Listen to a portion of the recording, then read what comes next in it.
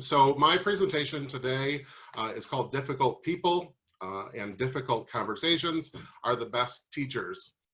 And so we'll get to that now.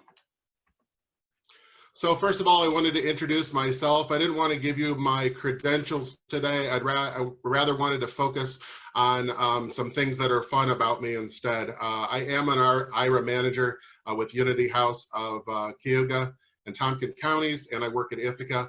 But I wanted to focus on some things that I thought were just fun about me today.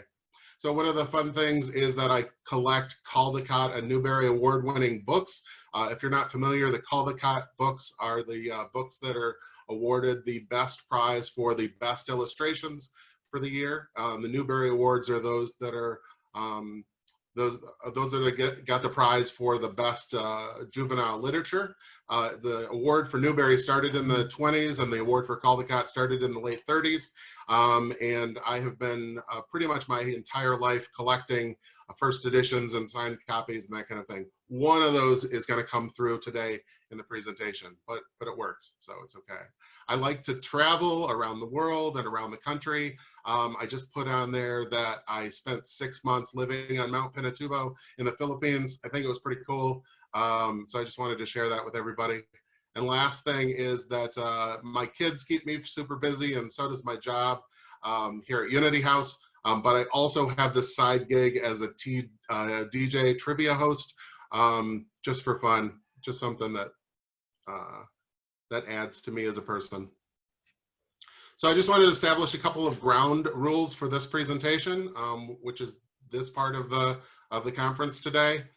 If you have questions throughout the presentations, go ahead and throw them up on the chat board on the presentation, and keep that running chat box. At the end of the presentation is when I or Kirsten will go in and moderate and answer all of those questions. I just want to let you know that similar to John and Brian's presentations, I won't be stopping the presentation in the middle of it to answer questions. We'll do that at the end. If you'd like to just jot down questions that you have or something that you thought of, certainly add those throughout. All right, so let's get into it. The title of the presentation today is Difficult People Are the Best Teachers.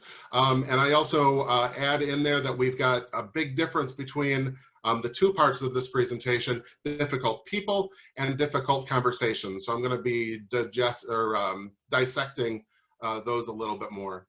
So the first part about that is, why should I change, is a question that frontline managers often ask. Why should my language be different for a difficult person? Why should my language be different for a difficult conversation? Why do I have to be the one who has to figure out how to deal with this difficult person? So we'll delve into that a little bit. And the next part of the presentation are going to be strategies to deal with difficult people and strategies to deal with difficult conversations. And again, I make that distinction because difficult people are generally always difficult. It doesn't matter whether they're at work or at home with their kids or in line at Starbucks, they're always going to be a difficult person, and they've chosen that part of their life through whatever factors. Difficult conversations are a different thing, because you can be a generally great person all the time and never have any difficulty with anything except for this one situation, or except for with this one conversation. And that's why I make that distinction so clear.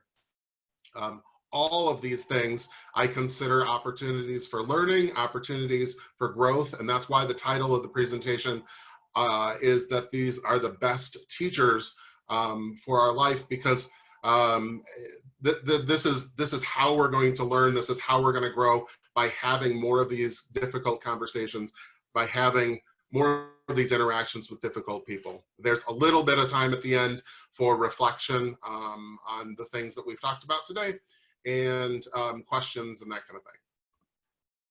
Okay, so let's address that first question that I threw on the table. Why should I change? As a frontline manager, why is it my job to figure out how to talk to this difficult person when they're the one with the problem? So here are some reasons why you should reset your mind and think, I should be the one to change. I should be the one to come at this person with an arsenal of information. I should be the one to change. The first one, as I said before, it's an opportunity for growth. As a frontline supervisor, you can grow from any experience. And in fact, every experience that you have helps you to grow as a leader, helps you to grow as a manager.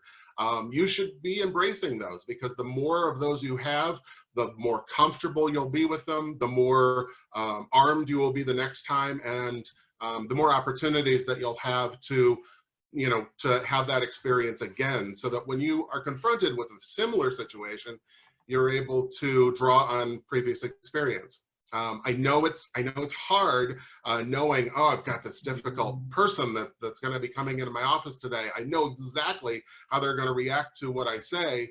But the more times that you have those conversations with this person, the more you're going to build up your sort of skin to be able to fend off anything that they have to say. And also the difficult conversations. Difficult conversations are often difficult because we have not had them so much, right? So the subject matter is a little bit trickier.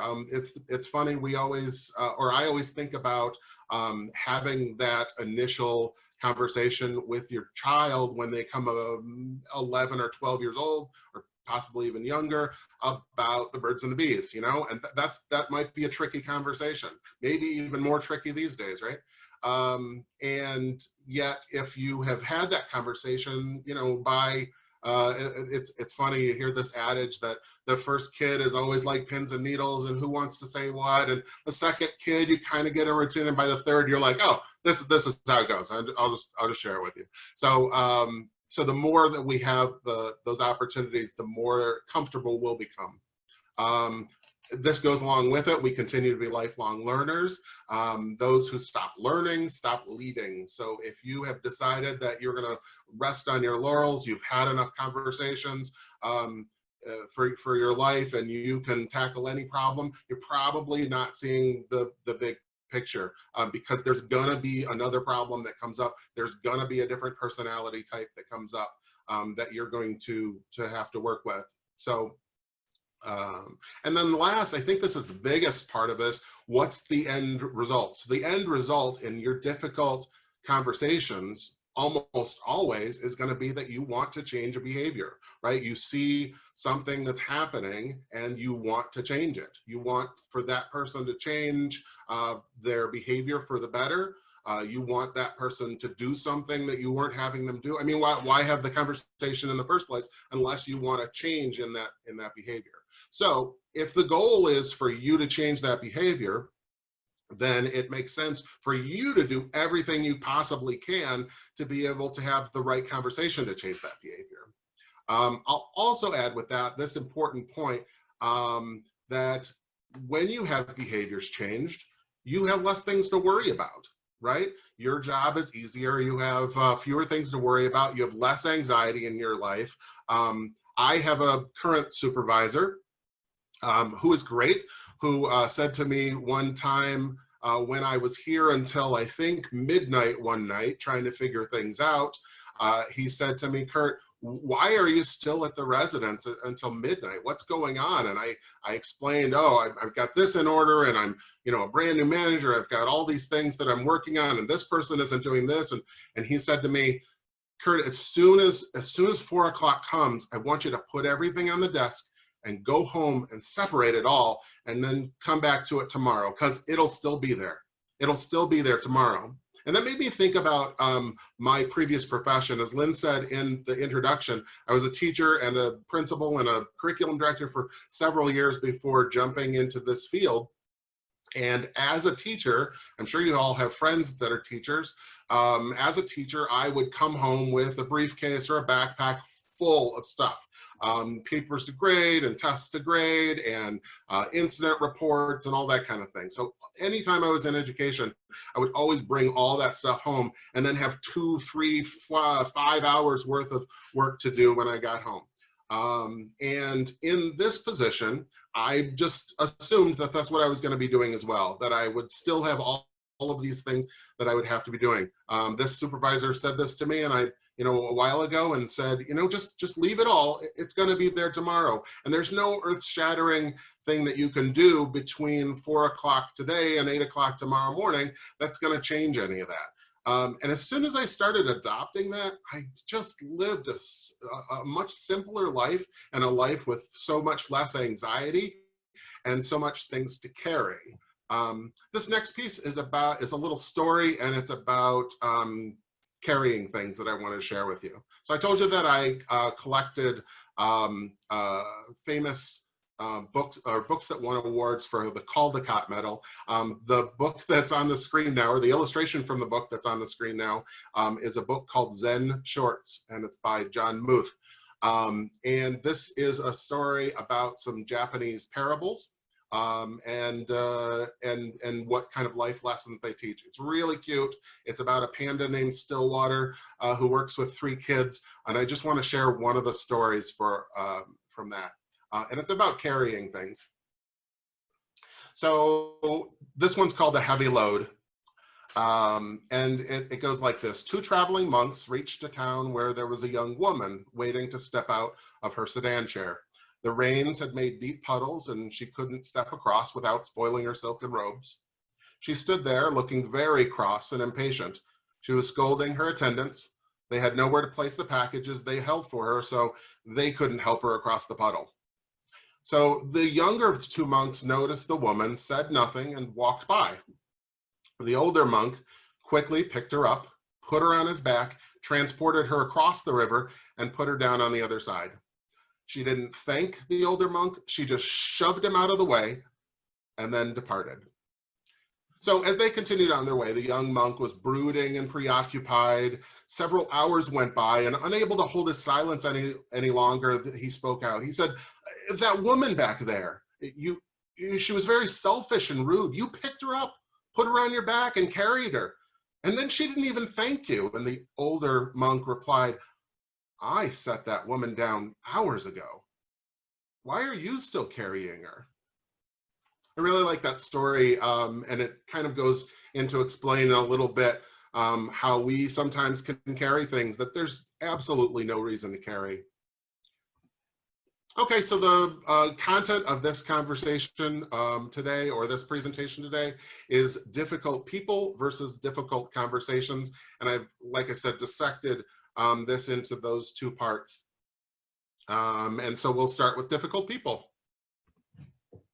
So there are really 4 common types of difficult people. There's lots of different types of difficult people out there, but these 4 come up the most, and probably come up the most for me.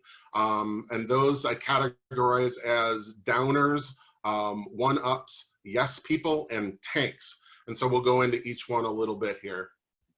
So let's start with downers. There's like Saturday Night Live character, Debbie Downer there. So downers are people that have negative viewpoints about things. Almost always, all of the things that they say are a negative or a critical viewpoint. A lot of times they're challenging just to challenge. It's great to be challenged when you're working on something, but the downers will challenge every situation just for the fact of challenging it. And sometimes that doesn't even mesh with what they actually believe in, but they're just challenging it because that's in their mindset to challenge things. The downers complain about every rule that's happening. You probably know a downer in your life, and if you think about it, you could probably think about a downer in your workplace, or in your family life, or in other situations in your friend circles. The downers critique when they're not asked to critique. So you all know that it's great to get feedback or information about something. It's a little harder to get that feedback when you're not even asking for it. Downers will make sure that you know that you did a poor job after every time you do a poor job. They are judging you, and they are impossible to please. We'll talk about how to work with downers. One-ups. One-ups are better than you. They feel like they need to show off. They like to impress you. Now, like to impress can be a really good thing when it's all the time, it can be it could be annoying. It could be something that's not helpful to your conversation. One-ups are often name droppers, right? They're going to bring in that boss that you're all afraid of, or they're going to talk about you know, how they had a great weekend and exactly how it was 10 times better than you. One-ups are oftentimes comparing this situation with another situation. I worked with somebody a few months ago, trying hard to not to reveal anything. I worked with somebody a couple of months ago who was trying to learn their job, and everything that they said was comparing their old organization with the organization they were currently in. Every time that I tried to teach a new concept, show a new idea to, this person kept saying, oh, that's kind of like we used to do it, but this was our system. Our system was a lot better because of X, Y, and Z. And everything that went through, there was a one-up, there was a this is why it was better than my current situation, even though she hadn't learned the new situation yet. Those are one-uppers. Yes, people. That's the image from that Jim Carrey movie, Yes Man, there, where he's invited to a Harry Potter show. Yes, people are pushovers. They are sometimes considered weaklings. They don't often contribute much to your group conversation or to what you're trying to solve as a group. And yes, people almost always let everybody else do the work. So is it easy to be in a room with a yes person? Absolutely. It's easy to be in the room with them unless you want to get something done, and then it's maybe the most frustrating thing in the world. We'll talk about that. The last category of folks who are difficult, a specific common trait of difficulty, are tanks. Here's a picture of Michael Douglas from Falling Down. The reason I threw that in there is because Michael Douglas's character in that movie was a yes person. He was just very follow the rules, and I'll do exactly what I should do and sit in traffic and all of that stuff, until one day he decided that he was going to be explosive and he was going to become a tank. And then every conversation he had from then on was explosive, was steamrolling, was bossy, and to an extreme. But all the tanks will try to steamroll, and again I use this analogy of steamrolling or tank the conversation. So imagine you sitting next to a person and you're trying to get some information across, and they are rolling over everything that you say by louder and bigger responses. Okay, it's their way or no way. I'm sure, again, you have somebody in your life who you think about as a tank, and we're going to go into that. So what do we do about downers, one-ups, yes people, and tanks? The first really important point is don't try to change their personality. This is probably the biggest mistake that we can make as a frontline supervisor, is see a downer and say, oh, I'm going to what do we do to a downer? We want to make them feel better, make them see the bright side of things, right? What do we want to do for a one-upper, a person who's always you know, saying how much better they are? We want to humble them. We want to make sure that they feel like they're not the greatest person in the world. How about yes people? We want to make sure that yes people are you know, doing their part, are not just rolling over and letting the work be done by somebody else. And tanks, we want to hold them down, right? Calm down, stay quiet. And that is the opposite of what we should be doing with these folks. Their personality is something that's going to be with them regardless of what kind of conversation that they have, whether they're in the workplace, whether they're in their family life, whether they're doing their job. It doesn't matter where they are. They're always going to be that difficult personality. So we can let them be on a path to self-discovery and change that, but you're not going to change that. Okay, so don't try changing that personality. What you need to do is change the way that you talk to them. Okay, so I suggest that you use what's called value language. So I borrow this concept from Vanessa Van Edwards, who does, I put the footnote there, who does The Science of Succeeding with People. And she's written a bunch of books and web talks if you want to go check Vanessa Van Edwards out. It's some pretty powerful, good stuff. So she uses she's coined this term value language, and that is simply finding the valuable language to a person so that their needs are met. Okay, trying to identify how that person interacts with the world, and then trying to feed into the best part of working with that personality. The last thing that and we'll go more into value. The next piece of this is going more into value language. The next piece is I would say, even though you're not trying to change the person's personality, make sure that it doesn't become widespread within your organization. If a person's a downer, it's your job, it's your obligation, the word that John was using over and over again, which is a great word. Make sure that it's not, spreading to the rest of your folks in your environment. Okay, that is your obligation. That is your job. That person is a downer. They're going to stay a downer in their life in your work environment, but it's your job to make sure that that doesn't pass on to everybody else. Okay, you can let them be a downer, but make sure that it's not passing on to everybody else. So there's lots of different areas of value language.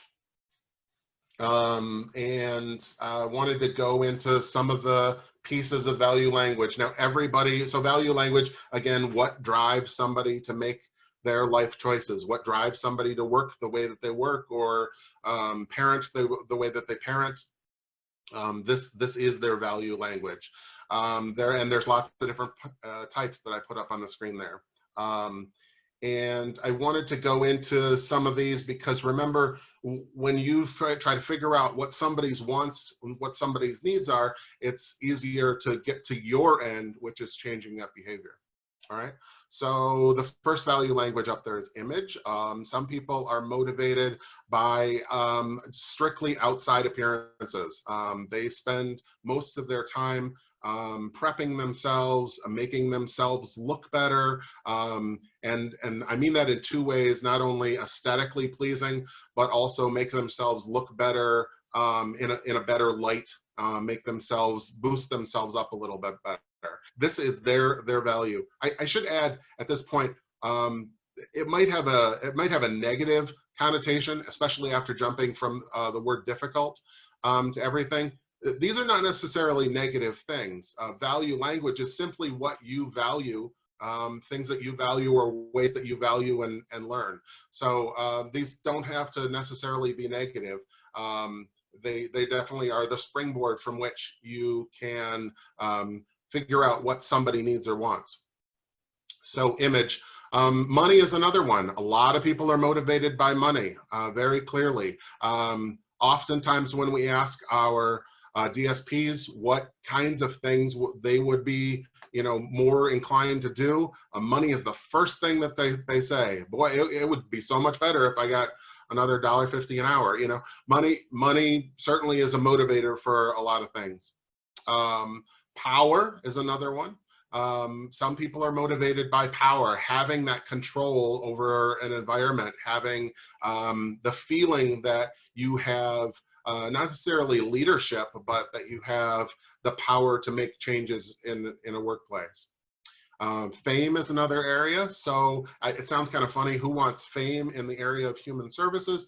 But there are people that are motivated by seeing their name out there, making sure that their name is on the front of the newsletter or on the picture, or making sure that that contest included them in it. And some people are externally motivated by that fame, for sure. Some people are motivated by the idea of everything being perfect, everything being exactly how they need it to be. Sometimes this is actually psychosis control. So that might not be something that they chose.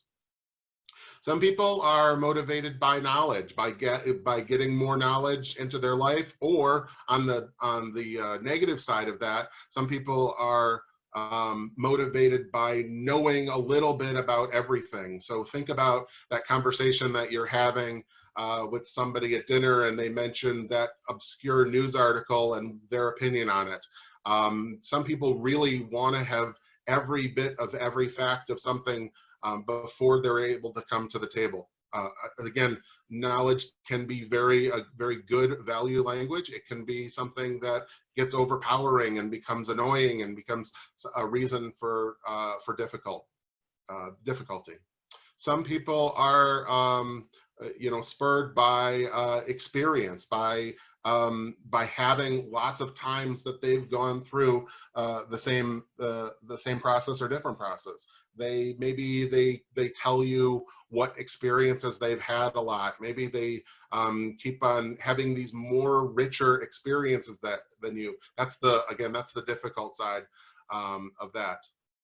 Some people's value is uniqueness. Now again, most of these sound like they could be very good things, very good values, and could be also some difficult values, and that's exactly right. So uniqueness sounds great.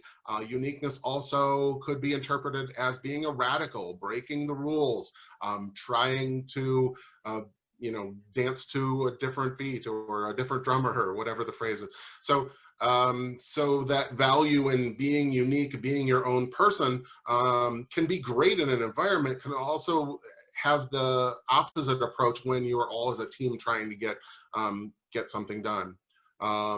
And then the last two, I already mentioned control a little bit. Control is not a huge value language unless you're talking about a psychological issue. But some people are motivated by control. The other one is relationships. Some people just really want their relationships, and I mean their romantic relationships, their work relationships, their family relationships. They want that to be the biggest thing in their life. Again, this could be a very positive thing.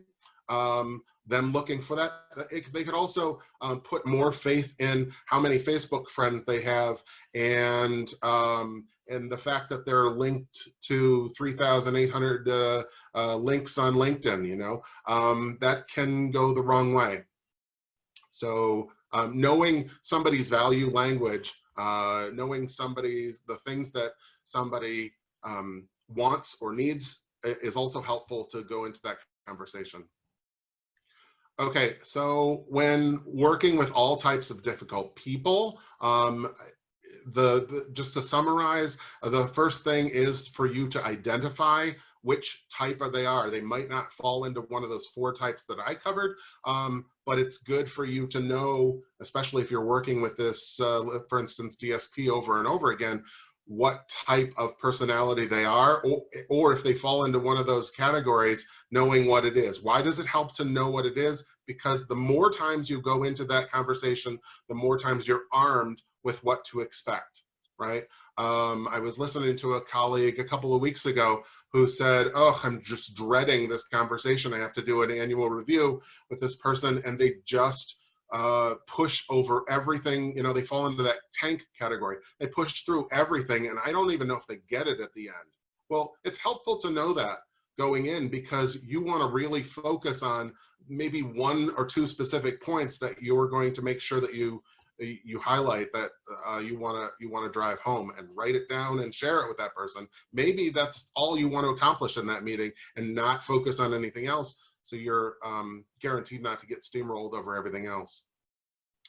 The second piece is adjust your language. It is your job, it's your obligation to adjust your language and use that value language. So I know this person is motivated by money. I'm not going to talk about their affect with human rights. I'm not going to spend a lot of time telling them what a wonderful, valuable member of society that they could become if they change this behavior.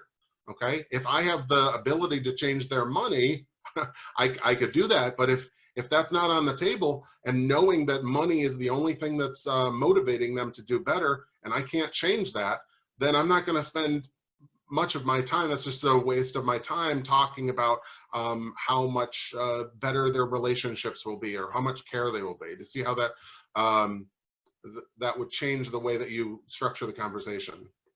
And lastly, remember your goal. So remember that you started today's conversation with a goal. You want to change your behavior. I'm not talking about annual performance reviews here. We're only talking about these chit-chatty conversations where you want to bring somebody into a safe space, into your office, and have this difficult conversation with them about how you're going to change your behavior. Remember that goal for you is, I want this behavior to change. If this behavior changes, this person's job will be better, their relationships will be better, maybe residents will feel more safe in the environment. Remember what your goal is and try to focus on that one goal.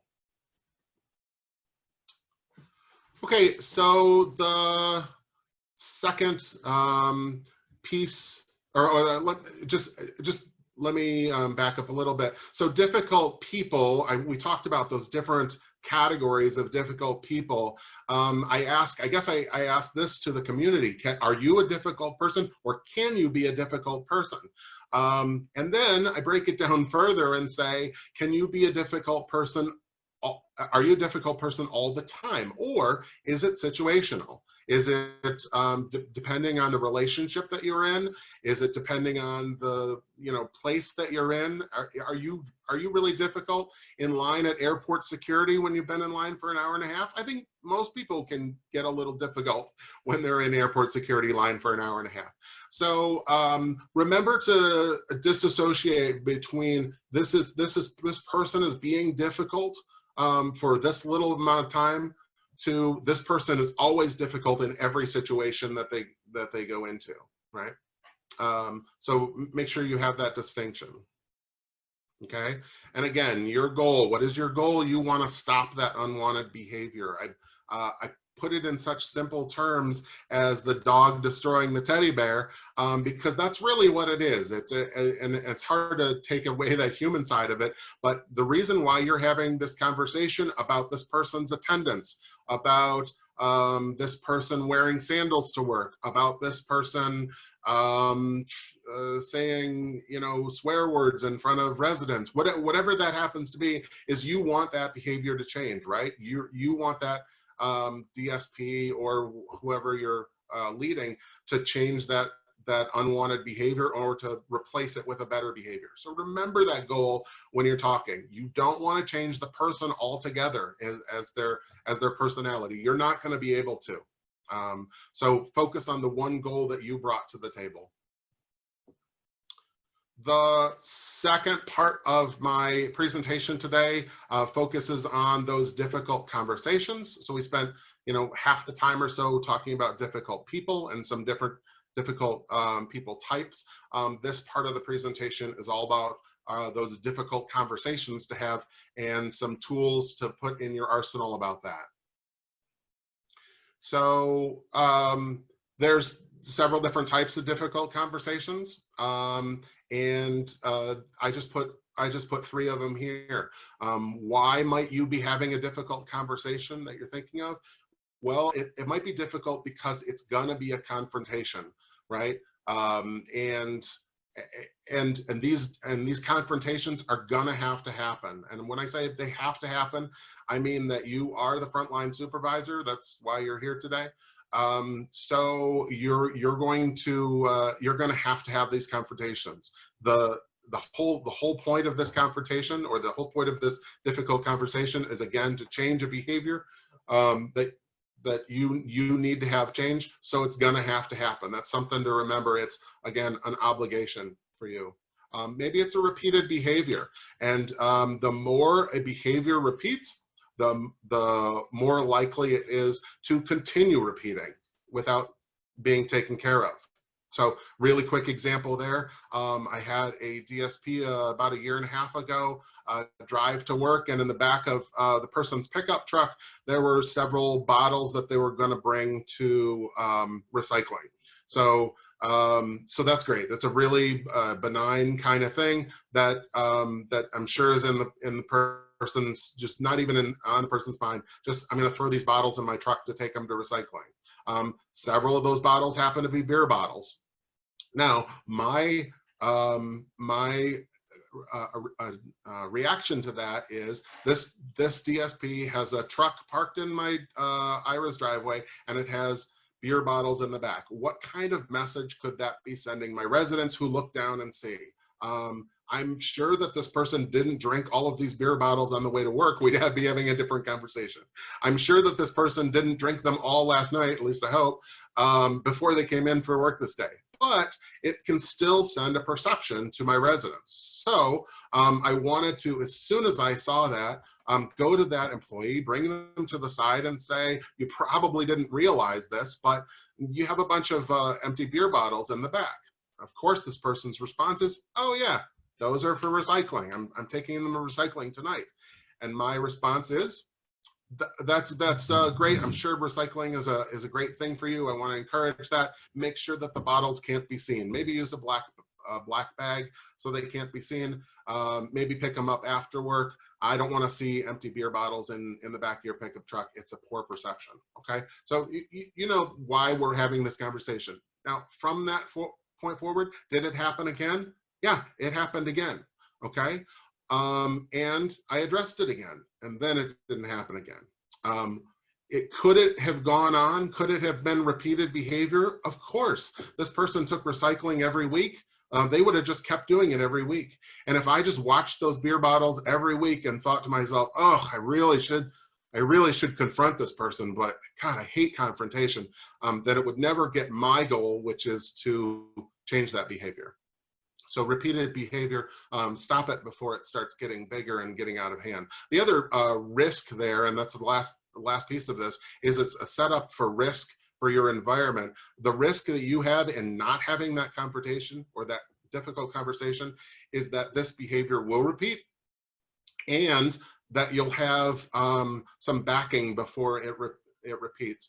So the risk in not confronting that DSP and saying, hey, just take care of this next time, okay, great, no problem, is that after 4 or 5 weeks, when it finally boils up in me and I finally say, God, I have to have this confrontation, I don't really want to have it, but here it goes, I know I have to have it, and this person has done this for the last 4 weeks and you haven't said anything, and everybody has seen it for the last 4 weeks. So it's more ammunition for this person to say, well, I've done it for the last 4 weeks. Why hasn't not been a problem before? It's setting yourself up for a little bit of risk. I wanted to pause and share a conversation that I was on the receiving end of at this point. And I threw up a picture of a dining hall at a private school that I used to work at. As I said, I was a teacher for a while, and there is the dining hall of St. Mark's School in Southborough, Massachusetts. It kind of reminds me of Professor Dumbledore standing up there and giving some magical lessons. I don't know what it reminds you of. Here's an experience that I had with one of the best bosses I've ever had, my boss, David. So I was working as a curriculum director at a summer program, and this was my 6th year in that position. It was a very transient faculty, and I was one of the most senior members of the administration. On the first day of new teacher orientation, I was having lunch in the dining hall. Okay, so here's the dining hall at St. Mark's here, a very prestigious school in Massachusetts. I was surrounded by first-year teachers, by second-year teachers, and I was also sitting next to my director, David. Again, one of the best bosses I've ever had. The conversation was light, experiences in summer past, some fun traditions that we were going to keep up, and I mentioned that I was happy about attending my brother's wedding at the end of the summer. This is something I hadn't brought up to David, my director, yet. I said something about needing to take off the last weekend in August, and that if I couldn't get it off, they would just have to find a new director of curriculum and instruction. I didn't give it much thought until David found me in my office later that day and asked if I'd join him for a quick chat on the front steps. So David brought me out to the front steps and we sat down together, and he shared that he was excited to have me back as director and was really hoping for some positive initiatives this year, and that I could also be replaced in a heartbeat. And I was stunned. I was completely shocked. David said he would definitely work with me on that weekend that I needed off, but I brought it up so casually in the wrong venue and with the wrong audience, with these impressionable first-year teachers who I was going to be leading as their curriculum director. He said that this was a conversation that needed to happen as a private chat with him. That would have been the appropriate one. He said, you know, he enjoyed having me in the director role, respected my commitment to the organization, but anyone who thinks they're irreplaceable needs to be thrown in check. I just finished the conversation going, wow. I told you that David was one of my best bosses ever, and I include this in part of that summation. I was humbled walking away. I have so much respect for David's way of giving pause to it. He didn't interact with me at the time that I said it. He waited till a more appropriate time, asked me to come chit chat with him, just have a little chat. He had one goal to get across, and he did that. He didn't lump it into a bunch of other things, but he also definitely put me in my place and got the behavior to change. And from that day forward, I was careful not to, you know, put my foot in my mouth, so to speak. Okay, so a little bit of the why in having this conversation before we launch into having the conversation itself. So why should you have the conversation? I already focused on a couple of these things. Your employee will grow by having this conversation, all right? They will learn from this. You will learn from this. And again, your goal is that you want to stop the behavior. These are the reasons why you should have this conversation. I hear often people say, oh, this habit has annoyed me every time this person has done it, every time this DSP has done it for the last, 7 times. And the only thing that I can think of is maybe you should have gone at the second time. Maybe you should have at the first time. Talk to this person, then it wouldn't be to the point where you're so frustrated with it. But we all do that, right? We all do that with our lives, with different parts of our lives. But it's good to focus on I'm going to learn from this, you're going to learn from this, and the behavior will stop. You ever have that little light come on in your car? I'm sure a lot of people have.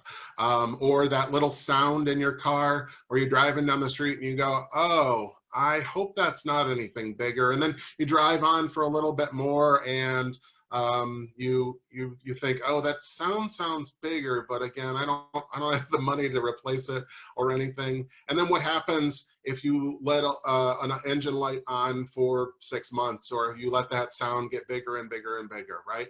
You're gonna have a point where your car breaks down, or it won't start in the morning, or whatever else.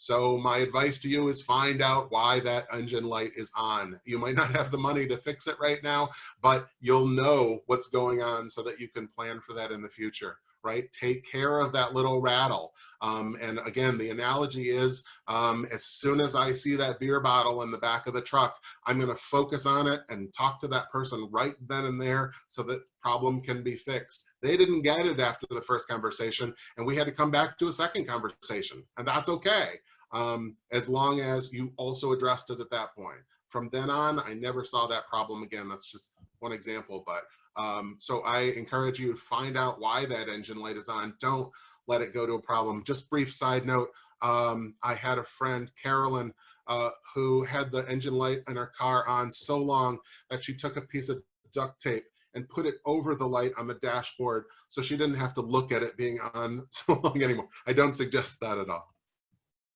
All right, so what to do to prepare for the conversation that you're about to have, this difficult conversation. I don't mean to be callous when I say just do it, get over it. What I mean to say is it's your job, it's your obligation. Get over that first hump of worrying about a difficult conversation. And I don't have any strategies for that other than making up in your mind, I'm going to push through and I'm going to have this conversation.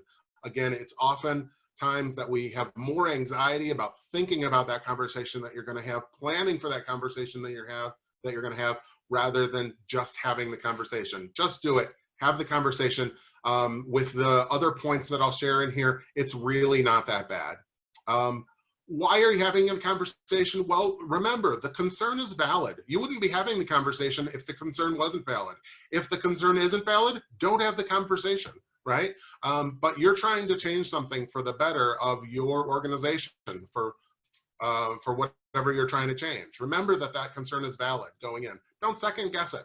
You're having that discussion for a reason, whether the person is not signing the P&A book every time, or they're messing up on a medication refusal form, or whatever that is. Have that conversation, and just get over it in your mind and do it. It's a valid concern. You are obligated, you owe it to your workplace to do that. You are obligated, you owe it to your employee to change. It's your job. So to prepare for the conversation, do your homework. Know, we spend all that time on difficult people. Know who you're going to be talking to. You know who works in your organization. You know what kind of personality they're going to be. If they are a difficult person, if they're going to steamroll your whole conversation, if they are going to tell you how much better they are at their job than everybody else. You know that person already. So do your homework a little bit and prepare for that conversation. I also say do your homework, meaning any kind of proof, any kind of facts that you can get ready, have those on hand before you start that organization. In my organization, I have an ROS that I write up before I even start. A record of supervision that I always write up before I start the conversation. I write that up before I start the conversation, not so that it's a done document, but so that I can focus on what I want to accomplish. I didn't bring this person in today to do an annual performance review and to talk about all the things that I want to change. I wanted to talk about that one behavior that I want to focus on today. And sometimes it's good for me, or all the time it's good for me, to focus back on that one thing and prepare for it by writing out exactly what we talked about before we have that talk. Then I can go in and change it and say how the conversation went, but then I can focus on that one goal that I want to get across. Okay, and we already talked about knowing the type of personality you're about to encounter. So some language to use when preparing for that conversation. When I tell the story of my boss, David, I said that he came up to me and said, I would like to have a quick chat with you. Using that terminology, a quick chat, puts a person off guard a little bit. I'm sorry, not as on guard as what I should say. A quick chat isn't an hour and a half. A quick chat is going to be a 5 to 7 minute conversation. And that's to change a behavior. That's really what you want to focus on, is somewhere between a 30-second and 7-minute conversation. If it's more than that, then there should have been other conversations leading up to that. All right. So you want to have a quick chat with somebody. Also, a quick chat sounds like you're going to shoot the breeze for a little bit. Okay. But it's also in that relationship between a manager and an employee. So a quick chat, they know that there's something up and that you're going to talk about that quickly. Okay. Remember, they're not in the principal's office. I don't know if you guys remember the principal there from Ferris Bueller's Day Off. They're not in the principal's office. They're not coming down to your office to get scolded or to get a punishment or something like that. You're there to try to change the behavior so it won't happen again, right? So make sure that it's not an environment where the person feels like they're going to get scolded or told they're bad for doing that. This isn't the place for saying a judgment like you're bad. Here's the behavior. This is what I want to stop, and that's what we're going to focus on today. So avoid phrases like I feel or I'm disappointed. I've been in bosses' offices before where they start by saying, Kurt, I'm disappointed in your behavior. That putting self on it can really form a weird dynamic with that person. You've disappointed them personally. You've disappointed their professional and personal demeanor in their life. And that's not what's happened. What's happened is your behavior is inconsistent with what this manager needs you to do today, right? It's not something that you feel like you're taking personally out of the environment. This is just to be a behavior that you want changed, right? So you don't want to try to stay away from those I statements of I feel this has changed. If we were talking about preparing for a difficult conversation with a family member, you probably would use these. But since we're talking about frontline supervisors, talking to DSPs or talking to the people that you manage, you want to get rid of that I statement. I'm disappointed in you, or I feel like this has happened to me personally. It hasn't. It's just something that you're changing for the betterment of the organization. For venue, I would use your office if you have one. Find a quiet place that's not going to get disrupted. One of the worst things that you can do is call this person out in front of all of their colleagues, people that work under them, residents. A horrible place to interact with somebody and say, this is what you're doing wrong, right? You definitely want to have that private conversation. And don't fall back on the idea that it's only this little one thing that I want to change. It is this little one thing, but it might be something bigger to this person, and you want to have a safe, comfortable environment for them to react to that. So make sure you're in a quiet place that's not going to get disruptions before you have that conversation. If you don't have the opportunity for that, wait until you do. I would encourage you as much as you can to be consistent. So make sure that if you're telling this to one employee, that you're telling it to every employee that's also having this behavior, right? You don't want to have any feelings that you're being unjust across the board with different employees. You want to make sure that your message is consistent. And also, you don't want to give people armor or more weapons to say, well, you let her do it last week. How come it's all on me? And let them interpret that how they want to, because that could go in lots of different ways that you don't want it to. You want to make sure that it's a consistent message from you. And last, make sure that this is a confidential thing. Don't talk about it with any of the people that work under you. Okay. That being said, can you talk about this discussion that you had, this difficult conversation that you had with a colleague or with a supervisor? Absolutely, and that's actually a really good component. Okay, so the conversation itself, just want to check my time. Am I doing all right? No, I'm running over time. Sorry, I'll try to go through these a little bit quicker. So the conversation itself, make sure that you are listening. Okay, everyone wants to be heard. You don't want to have blinders on. You want to make sure that you are focusing on the conversation. Remember, your agenda is secondary until you listen to this person's side of it.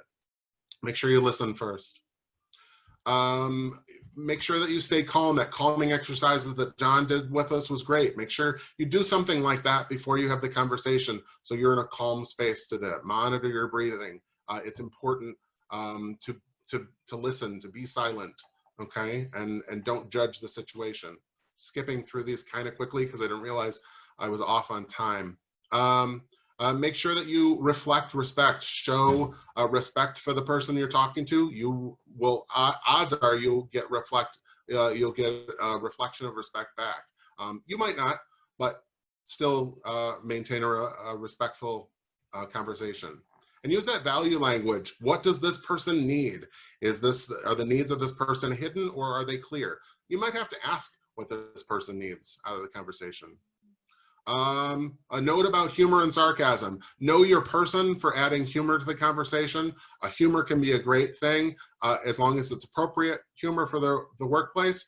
What I'll say about sarcasm, and this is my personal viewpoint, my year's experience, sarcasm never ever belongs in your conversations. Some people say to me, well, I'm a great sarcastic, that's my whole personality. I'm a very sarcastic person.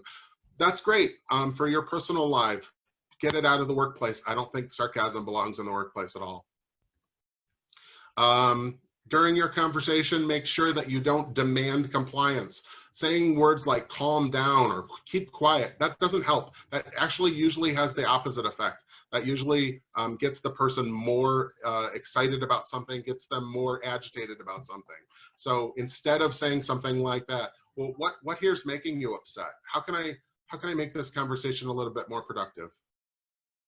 And then remember, don't take it personally. Again, that little story about Zen shorts, don't carry, you don't need to carry it. So don't be defensive in the conversation. You're just trying to get across something that changes professionally. I would say keep space. This isn't the time for a hug. Avoid touch in a difficult conversation. That can be misinterpreted. That's the reason. Make sure that you establish limits and boundaries. So you might have to say something like, you're not allowed to talk to me that way, or we're going to do this conversation, but I need it not to have cursing in it. That's one of the limits that you can impose as a supervisor. After the conversation, use a colleague to debrief it. Absolutely. I'm a big proponent of people talking to the people that are on their level to talk about how you had that conversation. Remember, if it fails, if the conversation fails, you can go back to it, right? So you had a bad conversation with a person, you didn't think it went well at all, and you got done and you process it, maybe with another manager or another frontline supervisor, you can always go back to it. It's great. It's something that I learned early on as a teacher, was sometimes I taught kids a lesson and it didn't go very well. And I thought to myself, no, I don't think anybody got that. And I checked in with kids and found out, sure enough, they didn't get it. And you know what I did? I went back to it the next day and I said, you know, I don't think this went well at all. I'm going to try a different approach. And they're humans. They can adapt, right? Adults are humans too. So remember to pat yourself on the back. If you had a good conversation, the behavior changed, remember to put that in your arsenal as something that you did well. Oftentimes we don't do that, especially in human services. Okay, so revisit if it's needed, debrief with a colleague, and then the last thing I'll say is circle back to that behavior when it's less or stopped. As soon as that person that I referred to stopped bringing beer bottles in the truck, I made sure that I mentioned it again in a safe environment. I went back and said, I'm glad that you decided not to do that anymore. That was great. I'm glad that our conversation had an impact, and that's really important. That they see that you noticed that they did that, and also document that as much as possible. Document what you talked about. I can't stress that enough. If you have a system in place in your organization to document something, take advantage of that and use it and prepare that. More for covering yourself, for covering future conversations, for answering to your supervisor, all of those things, it's a great idea to document it. Okay, I'm sorry I kind of ran through the last little bit kind of quick there, but I realized that I was over on my time and I don't want to infringe on other people's time. So